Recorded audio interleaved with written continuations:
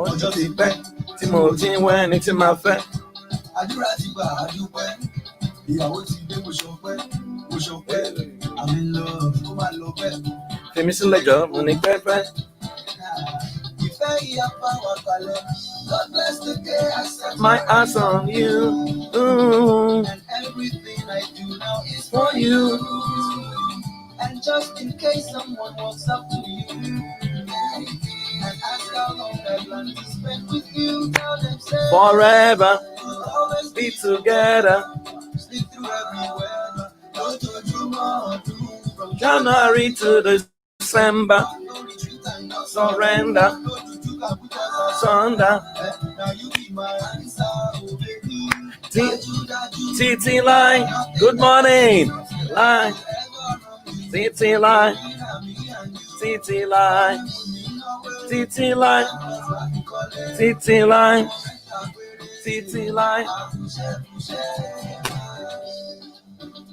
Oh yeah, wake in the morning to love you. She get kick in the midst of a million. And I'm fan. And you're fat. Only you know that. If you're feeling it, no matter. I do share a love. Panama. Sipping on some virgin colada. Fasio baby. Ayemi. Adani. Wolo lólùfẹ́ mi. Baby. Baby. Be together. January to December. No surrender. Thunder. Yeah. TT line. TT line. TT line. TT line. TT line. TT line. TT line. Boucher, boucher. In my day. Iwalade me. Okay.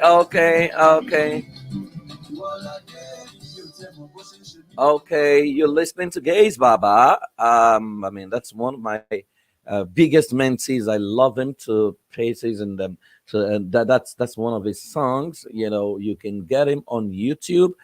Gaze Baba. Titila is the title of the song. You can check him out. Amazing, incredible talent. Thank you very much for joining me.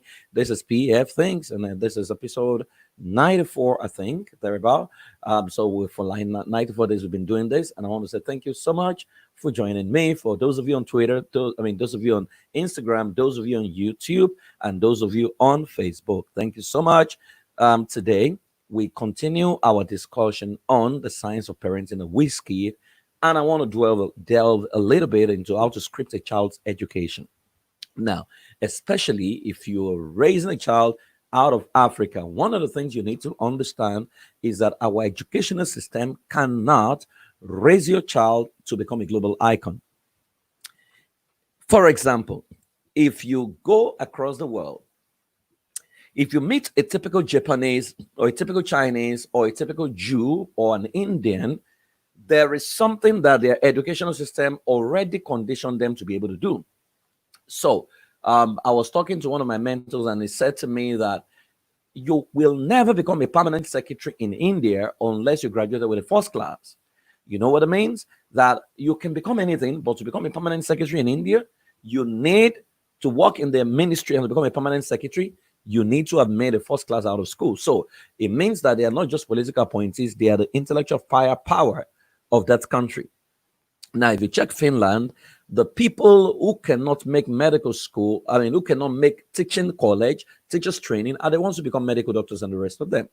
Now, so the highest paying profession in Finland is more or less teaching, compared to Nigeria, where the cutoff mark for teachers training college is about 150. As a matter of fact, I think it's reduced to about 100 over 400. So it means that people who cannot even pass UME are the people who go into college of education. So no wonder when you get into a college of education, you see them with a lot of low self-esteem. Question is, if a teacher who couldn't pass, who couldn't score 200 over 400, goes into college of education, by the time he gets out, what exactly is he going to teach, and what kind of student is he going to raise? Now, so when you check the way we appoint ministers of education, especially in Nigeria, it leaves a lot more to be desired. Then you begin to ask questions. As a matter of fact, in my work in other countries of the world, it's almost as if there's also a conspiracy theories against the blacks, because in some countries, I won't mention names, where the career counselors have advised the boys who are blacks to focus on sport, as against academics, right? So a lot of the boys want to do sports, they want to do entertainment, right? So they are literally scripted out of the educational system. Now, what I've discovered in my study is that the first question any right-thinking nation should ask is, who do we want our citizens to be? How do we want them to think? When you answer those two questions, then you can create an educational system that can produce your desired result. Now, in Africa, especially in Nigeria, it's almost as if we want to script people who are confused. So our educational system is designed to confuse you in a way that by the time you are graduated, you are not even sure of what you want for your life, or maybe the curriculum has expired. Someone came back from the US who went to University of Pennsylvania, studied psychology, who had schooled here in Nigeria, came back and was talking to a friend who ended, one of the most prominent private universities in Nigeria. So they were comparing what they were learning, and she realized that what they were teaching at University of Pennsylvania, they had not learned it here in Nigeria, and what they were learning, she had not learned it. So she carried their course outline and mailed it to a professor to question them on why they were not taught what Nigerians who were studying psychology were being taught. The professor took a second look at what she sent and was like, the last time we taught this model was 1979, that we no longer teach this model. Now, mind you, this people were attending one of the best universities in Nigeria, but the curriculum for psychology is no longer in use in any nation, right-thinking nation of the world. Now, that's a problem on its own, which is why you have a lot of guidance and counseling graduates from Nigeria who cannot conduct any form of therapy, right, or help a child out of behavioral issues. Now, that leaves you with no option than to create an educational system that is domestic for your family. That if you do not take responsibility as the Minister for Education for your children's development, mental development, the society is designed to mess them up, especially if they're growing in Africa. Now, we need to begin to ask questions and begin to do things right as parents, especially if you live in Nigeria where you're already providing your own power. Light never goes out in my house because I have to save up money to buy up an inverter, right? So that I can become my own local government, right? Many of us are already installing balls. Many of us have generating sets. So many of us even have to tie the road, like the road in my estate, we have to contribute money to tie. So you're already a government to yourself because there's hardly anything government is providing for you. In fact, when the COVID-19 started and the lockdown started, we also had to become vigilantes and security, right? Because we weren't sure the 1 million boys were robbing. So when you're already a government unto yourself in a third world country, then it will be foolhardy not to become your own minister for education and educate your children to become the best version of themselves, wherein the school system cannot deliver what you desire or what they should be. Take, for instance, a child who understands what is being taught but cannot write it down. We have to repeat a class. Meanwhile, you are testing for knowledge, but many of us are testing for sophistication, right? So a teacher with low self-esteem is going to label your child and call him all kinds of names simply because the learning style of your child is not found within the academic situation because of the closed-mindedness of the custodians of the educational system. Take, for instance, the ministers for education in Nigeria in the last 4 dispensations thereabout. I personally think that the last minister for education we had in this country maybe was obviously based on a policy approach and what she did, right? Subsequent guys, we don't know exactly what they're doing, which is why while the whole world was still in school during COVID, Nigeria had to shut school down. So basically, technically, children are going to lose maybe like a time or a session as things stand, because we are not even sure of what to do, because we are not proactive in our learning, and many of the things we're teaching is totally outdated. Now, you need to understand as a parent listening to me that every same nation first determines who they want their citizens to be and how they want them to think before creating an educational system. That's why something is called subject. The goal of subject is to subject you to become a subject to what you are being subjected to. It has threefold ministry: to subject you to become a subject to what you are being subjected to. That if you go through this subject, you must not be able to think outside the scope of what you have been taught.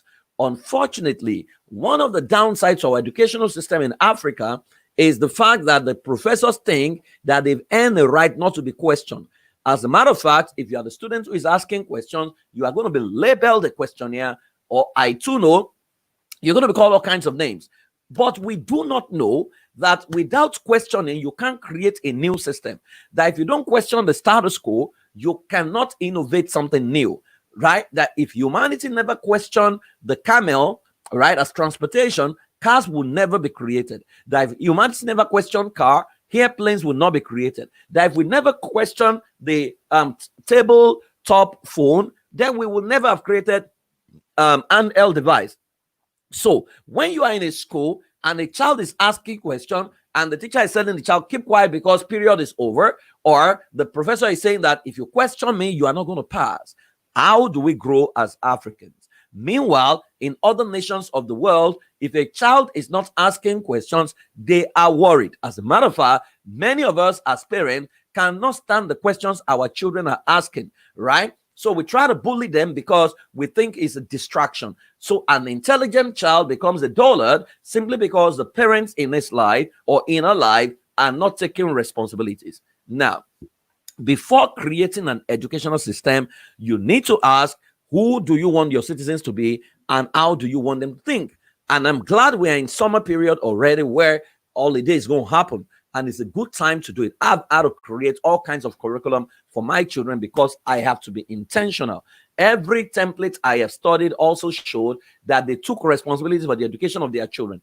Thomas Edison was going to be messed up by the school system many years ago in America. His mother withdrew him home and homeschooled him herself.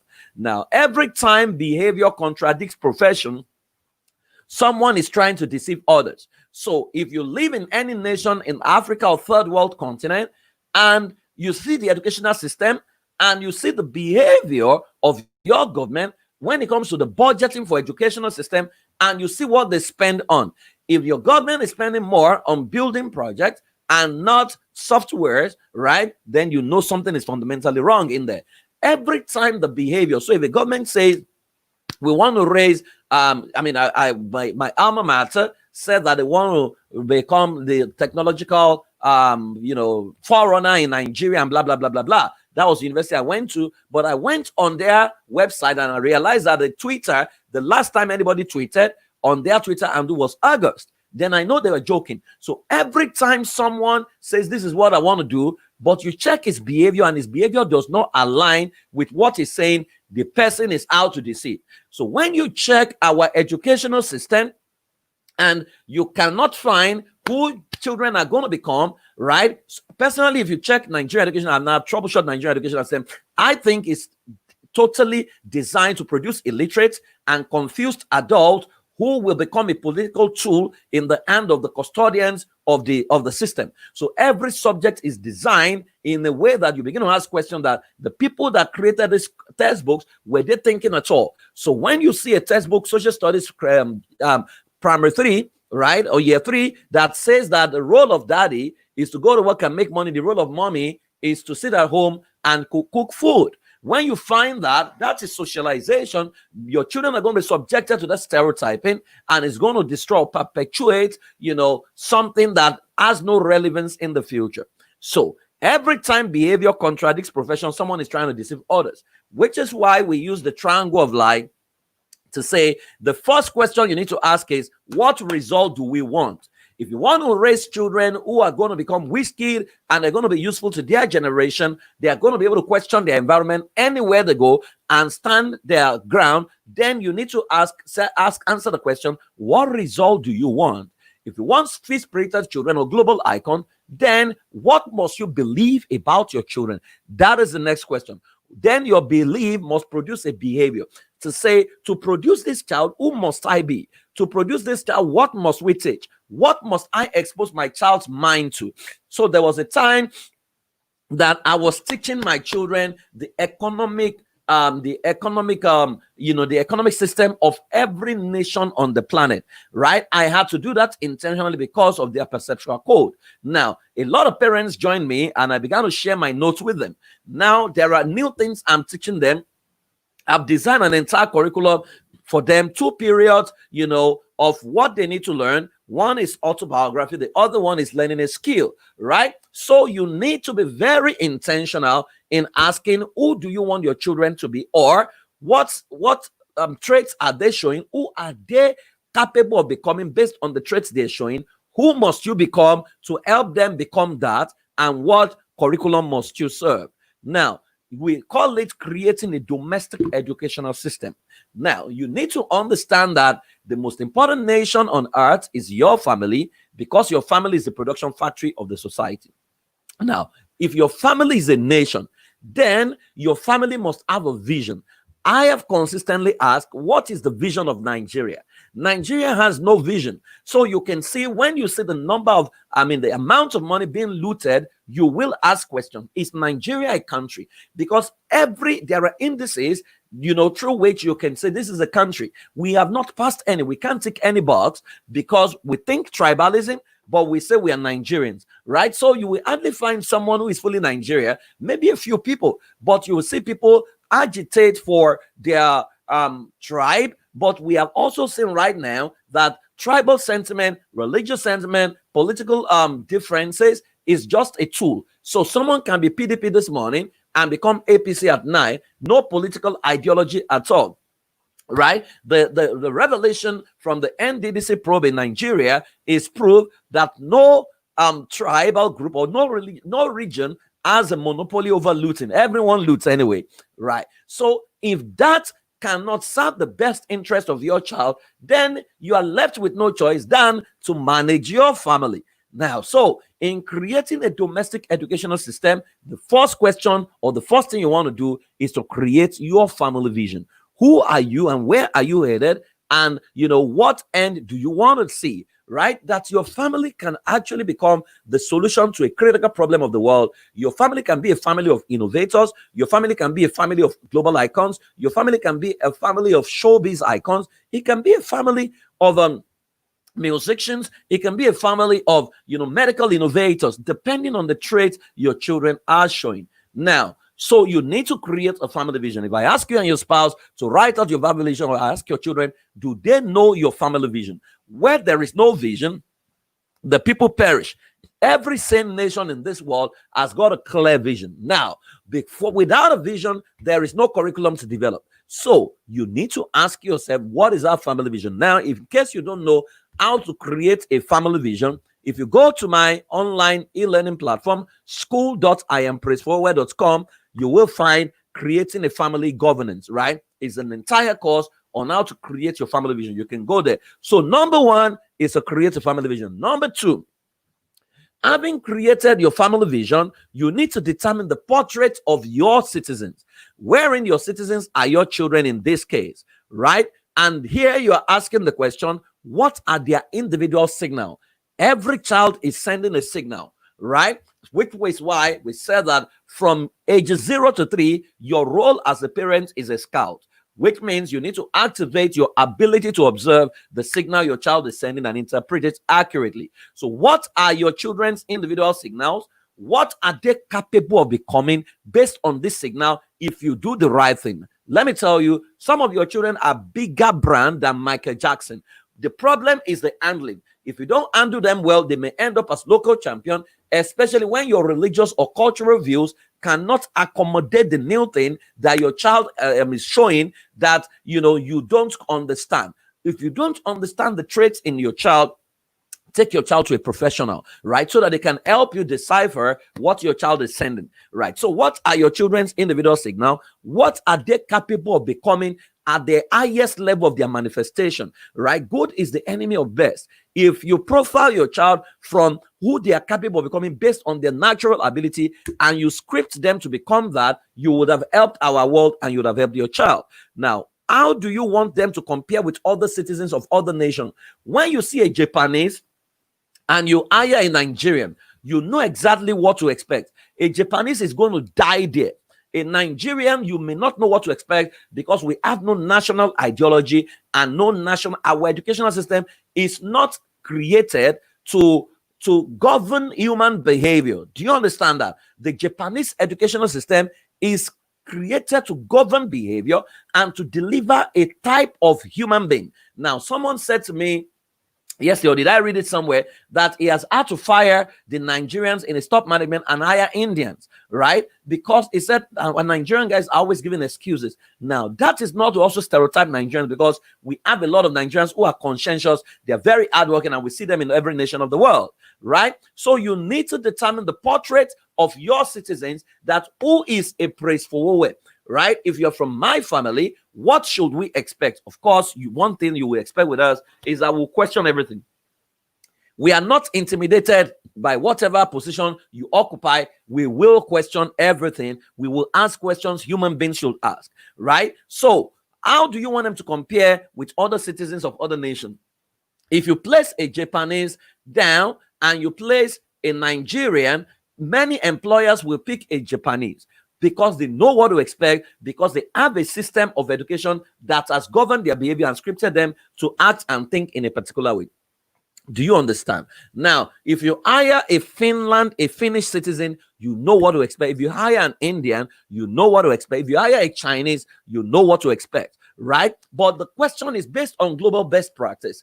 How do you want your citizens to compare? If you hire a Japanese, you expect total quality management, right? Or what we call the Lean Sigma, saying Six Sigma kind of, that they're going to put their best, because their national values, about 5 of them. One of it is you must do your best. Number 2, you must find your role. Number 3, you must respect elders. 4, you must work in groups, right? And you must never give up, right? Those are the 5 values that define the Japanese system, the Japanese people, right? So you expect them to die there on the job and put in their best. Now, if you have a staff like that, why would you trade that for someone who by 3 o'clock already wants to go home, right? How do you want your citizens to think? If you can articulate how you want your children to think, right? So when we did a session on family culture, I have done that maybe like 4 days ago, thereabout. You would see that how do you want them to think is a function of the material you feed them with. So everybody reads in my house because there's a minimum level of thinking that we expect, right? And that same thing that was what Bill Gates' father did, was what Elon Musk's parents did, was what Mark Zuckerberg's parents did, right? So you need to determine the portrait of your citizens. If there are 5 values or 5 DNA codes that describes who your citizens are, what should we expect? So, for example, anybody from your family, 1, maybe must be bold. 2, must be very intelligent. 3, must be able to ask any questions. 4, must be able to create or innovate. And 5, maybe must be respectful or something like that. You need to clearly articulate that. Now, when you have done that, number 3, you need to create a perceptual code. A perceptual code is the descriptive word that represents the totality of the citizens in your family. So I have taught that consistently in this series. So your perceptual code may be every child here is a royalty, or every child here is a diplomat, or every child here is a world changer, or every child here is a celebrity. You need to choose one perceptual code to represent what you want to come out of your family. It might be every child there is an innovator. So your child can be a medical innovator. Another one can be a musical innovator, right? So what is the descriptive word that represents them? And what is the developmental template for that perceptual code? So if you say my child is a diplomat or my child is an innovator, how do you raise an innovator? What environment must you create to raise an innovator? This is a question you need to answer. Who must you become to raise an innovator? What courses do you need to take to raise an innovator? So when we tell people take courses and we advertise courses, you think, oh, it's because we want to make money. Yes, we want to make money, but it's not just about that alone. It's the fact that we know that for everything you miss, your child is at risk, right? So you need to ask yourself, how do you correct this perceptual code? If you say royalty, you know you cannot shout. I never shout at my children because our perceptual code forbids that, right? Even though I would love to shout, but the perceptual code we have created forbids us from shouting, right? So anybody that wants to shout on them, I defend them to say, no, you can communicate without shouting. You can communicate without threatening them. You cannot threaten a child, especially Gen Z. They don't take threats, lightly. So you need to create a perceptual code and the developmental trait, and you need to document all these things. Number 4, you now need to create a curriculum and deploy the power of subject. Now, like I said to you, the goal of subject is for you to become a subject to what you're being subjected to. Threefold. So based on the perceptual code and the traits your child is showing, question is, what content is required? 1. 2, where do we source for that content? 3, how many subjects do we teach in our family and how many periods, and what outcome do we want? Do we want a theory or practical? That is the question that you must ask to now design the curriculum. What content is required? So for example, if you say perceptual code is every child there is a transformational leader. Now, what content is required? Autobiography will be key. So your children need to study maybe one leader every other day, one leader that changed the world every other day, and not just studying them. They must watch videos of these leaders. They must read them up on YouTube, on Wikipedia, right? They must do an analysis of these leaders. They must pick 5 lessons to learn from these leaders. They must pick things to avoid from these leaders. Then they must create a presentation on this leader, and they must present it for the family, and you can record it. Do you understand? Now, that is a typical curriculum already created in there. For some, you might need to create stories. For some, you might need to combine leadership with skill. So, for example, you can say, while you period 1, you do autobiography. Period 2, you learn a skill. For example, how to cook Nigerian jollof, right? So you can do that today. Tomorrow, it can be how to make sandwich, right? So you are raising a robust child who will be useful to himself, and maybe will not expect a woman to come into his house and be cooking for him, because he's learned to do all those things. Now, so you can create curriculum intentionally, and you need to source for them. I mean, a lot of information is available online on YouTube. How many subjects do you teach per day, and what outcome do you want? Number 5, how must it be served? Now, there's an entire course on creating content and curriculum, right? But I can't cover that here. Number 5, how must it be served? Having created the curriculum, how must you serve it, right? So how do you model it? What is the best learning style? Your child's learning style must determine how you serve it.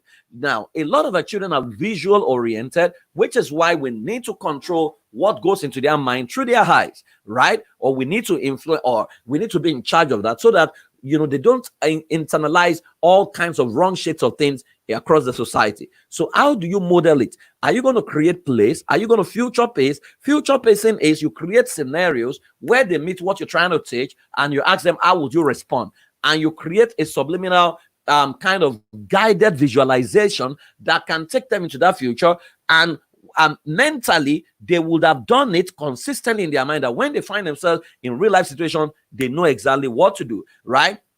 Then you want to ask, do you use slide presentation? Do you do research? Do you do modeling? Do you do role play? You need to articulate how best to serve it based on the peculiarity of your children. One of the downsides to learning in Nigeria and in many nations of the world is to overrate teachers standing in front, right? Meanwhile, there are so many things a child can learn without even any teacher standing. Your children can sing the entire album of their favorite artist. That is learning. How are they doing it? They can watch the videos and the dance style. That is learning, right? So you need to be creative and understand that a wise teacher makes learning fun. Make learning fun. Number 6, how do we track mastery? because you are not just teaching theory, you want them to master what you're teaching. So how do we track mastery? So you ask, how do we examine what they are learning? Now, you can examine theoretically, but you must also be able to examine practically. So we say, what systems do we create to test and tempt? So, for example, if you have taught your children the value of contentment and you have instructed them never to collect gifts or to eat anything outside your house without clearance, how do you tempt them? Because you must plan the temptation. So you can send them to a family member's house and tell those ones to offer them food, right? Meanwhile, you have not given them breakfast. So you say, oh, can you go to this place for 1 hour? I'm coming to pick you after 1 hour. You know they are likely going to be hungry. So tell them to offer them food.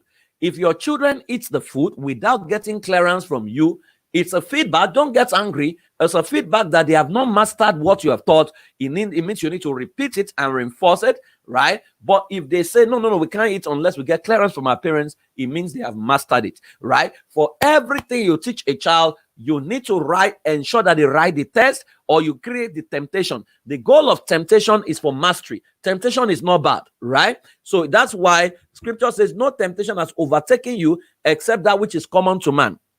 He said, God is faithful. He will provide a way of escape. So you want to check if your children can find the way of escape out of whatever temptation they feel. So you need to track mastery. Number 7, how do we apply, right? Application is key. There is, everything. I've seen lots of young people who are full of knowledge, no wisdom and understanding. Wisdom is the application of knowledge, right? So you need to ask yourself and build into your curriculum, what activities must aid implementation and what must they produce that would show that they have mastered what you are teaching, right? So presentation is in there. The behavior can be a testament to the fact that you've mastered it. You can create a forum where they teach others, maybe create all kinds of platforms where they can teach others what they are learning. Now I can see Haruli, how are you? Right? So how do they apply what you're teaching? Because let me tell you, one of the things we have a problem with in Nigeria is that we are unable to apply what we're taught at school. We were taught algebra, simultaneous equation. Many of us still don't know the application. So the goal of knowledge cannot be to just occupy your brain. There are so many things our parents loaded our brain with that is not needed at all. We will never need them. Now, you want to load your children's brain with what they can find useful, which is why application is key. Never teach what cannot be applied. So you need to explain it to them in a way that it can govern human behavior. That is number 7. And you need to understand that when you follow this 7-step process, you can create a robust curriculum that your child can find useful and that can help them become who they're supposed to be. Japan has done that. China is doing it right now. South Korea has done that. India has done that, right? Africa needs to do it. Africa needs to do it. Every nation that Indians go to, there's a pool of fund, right, that can help them settle. I have asked the head of Indian community in a particular country before to say, what if they don't default? They said our people, they have to pay back because they know it's about India first, right? We don't have that in Africa. We don't have Africa first or Nigerian first because we don't even know who a Nigerian is, right? But in the absence of that, you now need to take responsibilities for your family by creating an educational system that can produce the outcome you want from the members of your family. And you need to place it on a system. Like we say, systems are not emotional, because if the system becomes emotional, it will affect the final output. Now, why do you need to create a curriculum? 1, it helps you effectively disciple. Now, we said that the goal of disciple is to help a child become the best version of himself. Now, if you create an intentional curriculum, you are able to bypass conscious resistance. In my study of the terrorism model, the terrorists have a curriculum. So if bad people have a curriculum, how come good people don't have curriculum? What we basically do is we give birth to a child, we take the child to the altar, we say they should pray for the child, and we dedicate the child to the Lord. But a child can become armed robber after dedicating him to the Lord if you don't do what you should do. We copy that from the Jews, but we forget that the Jews have a 14-year parenting curriculum that every Jew knows.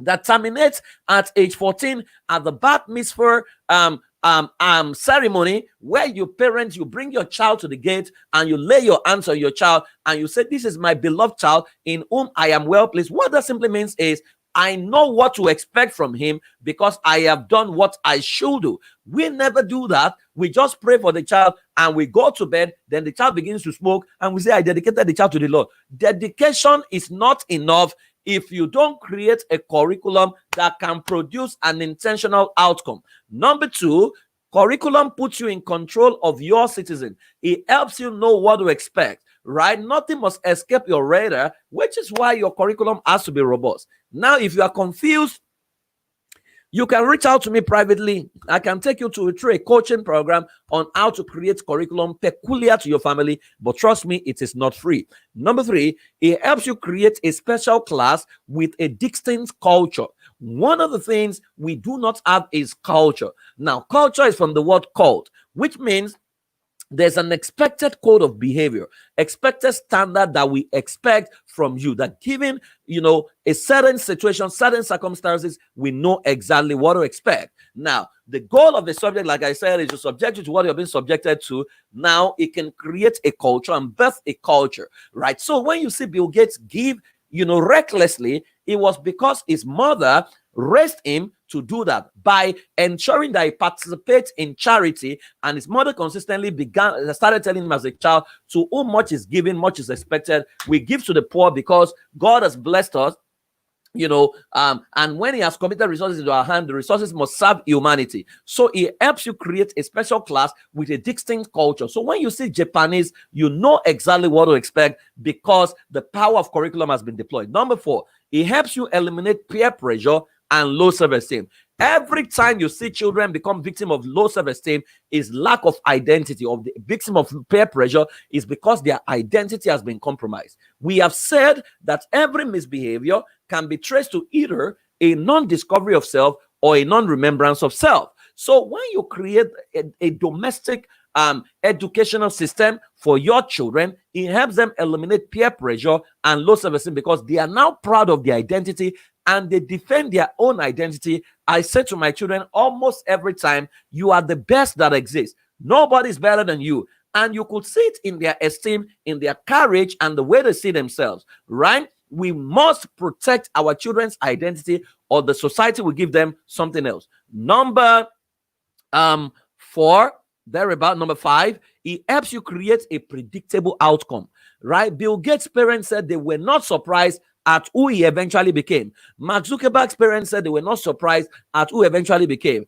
Elon Musk's mother said she never, was shocked at that he would have been surprised if he had not become who he became. Now, who is your child capable of becoming based on the content that you have uploaded in his software, in his operating system, right? The programs you have installed. Train up a child in the way it should go, which simply means install the right programs, the right operating system in the hardware of a child, that when it becomes of age, it cannot act otherwise, right? If you load a particular operating system in a device, the system cannot develop a mind of its own. So creating a domestic educational system helps you create a predictable outcome that you know what to expect. One day they called me from school many years ago. My daughter was in year 2 and they said my daughter stole. And I said immediately, my daughter cannot steal. It's impossible for her to steal. I am not able. They said, but Mr. Fo, I said it is not possible.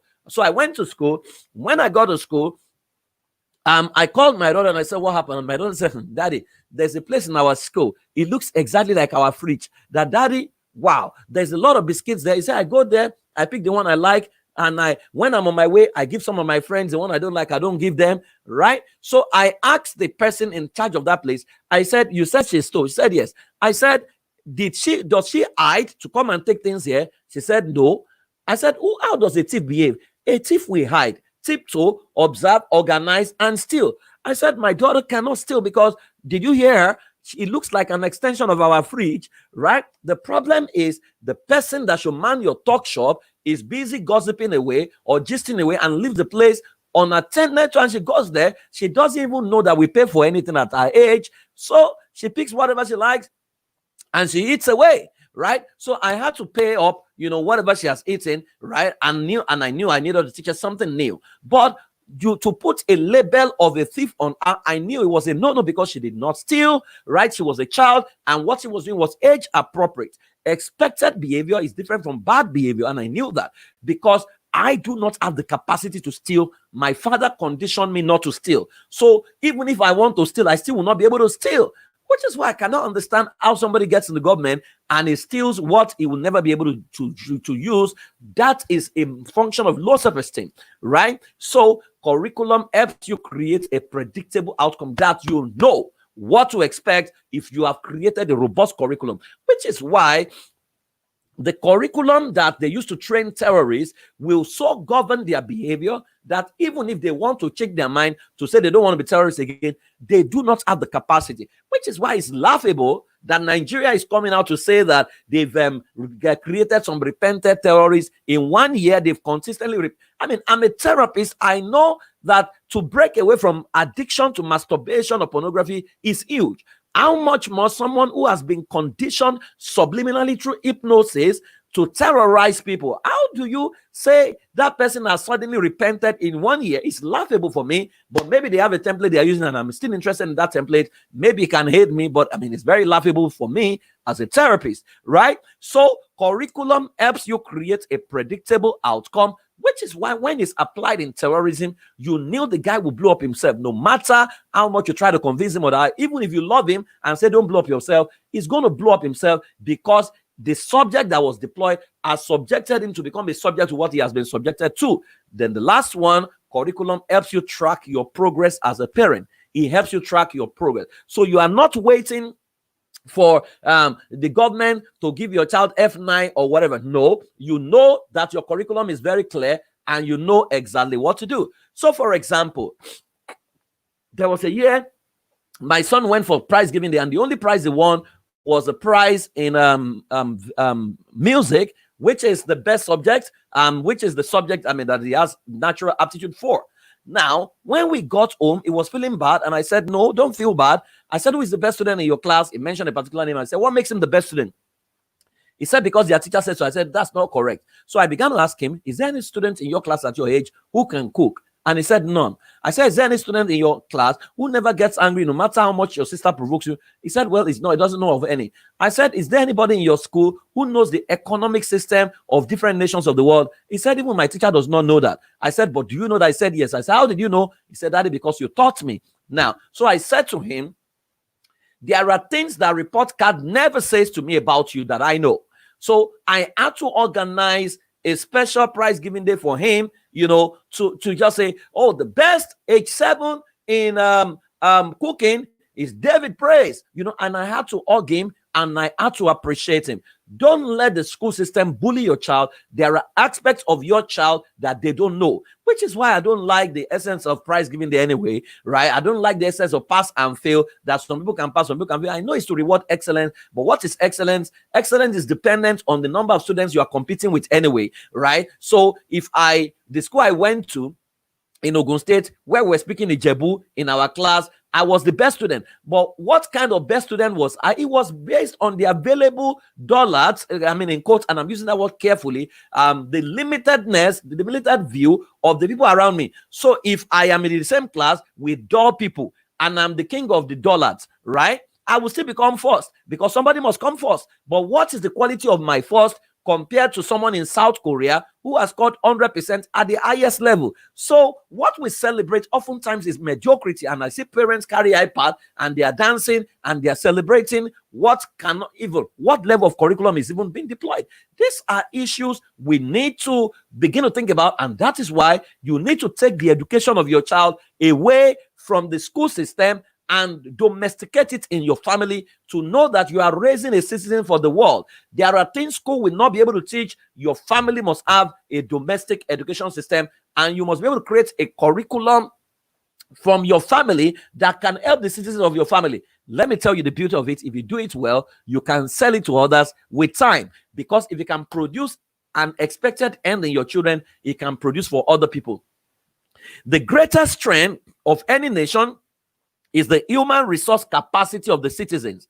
Once your people are the best that exist, they will create the best environment.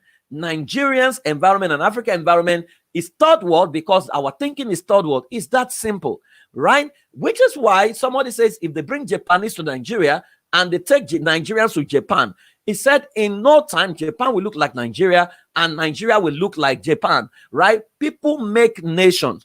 Lands don't make people. People make the lands, right? So what we see in our environment is a reflection of who we are. So if you want your children to become the best version of themselves, that you want to be proud of the intellectual firepower, the innovation, the resourcefulness of the citizens from your family, you need to create a domestic educational system. So you and your wife need to sit down and create it. It's going to take a lot of work. It takes me a lot of work to create content for my family, for my children, but I do it nevertheless. And you need to do the same. Maybe in another 15 years, we can look back and see our children manifest at the highest level, like Bill Gates, like Mark Zuckerberg, and it will be a function of what we have taught them. I hope you have learned something today. And I want to say thank you so much for joining me. When I come again tomorrow, we will begin to learn another thing on the science of raising a WHIZKID. And by the way, we have a combo for the month, which is, scripting a WHIZKID. How do you script your child to become the best version of himself? That solution helps you heal from your own personal pain. Some of us have pain in our life from what our parents have done. In 21 days, you will heal from your personal pain. You will have closure with your hurts. You will understand the template required for your child. You will discover the signal of your child. It comes with sexuality education for 1 year for both children and teenagers, right? It comes with understanding parenting in the COVID season, which is an entire model that you can learn from, but also you will be able to build close bond with your children within 21 days, and you'll be able to write their script, right? You can get that on iampraiseforward.com/WHIZKID. Go there now, subscribe for it, pay for it. Is not free, but you see it will transform your life in 21 days. Amazing testimonies abound of people who have used it. I want to say thank you very much. And by the way, it used to go for $181, but for the month of July is $80, which means 36,000 instead of 82,000. You can get that right away. Thank you very much for joining me. I hope I have helped you today. Have a fantastic day. For those of you who have children, I'll be back at 8 o'clock in our Sunday hangout for children. I do a Sunday fellowship for children, and we're going to be learning about Encourage Me today. You don't want your children to miss that. I'll be back at 8 o'clock. Till then, keep loving, keep living, and have the best of time. Have a fantastic day. Bye-bye. No longer invite your love. Everyone. Yo.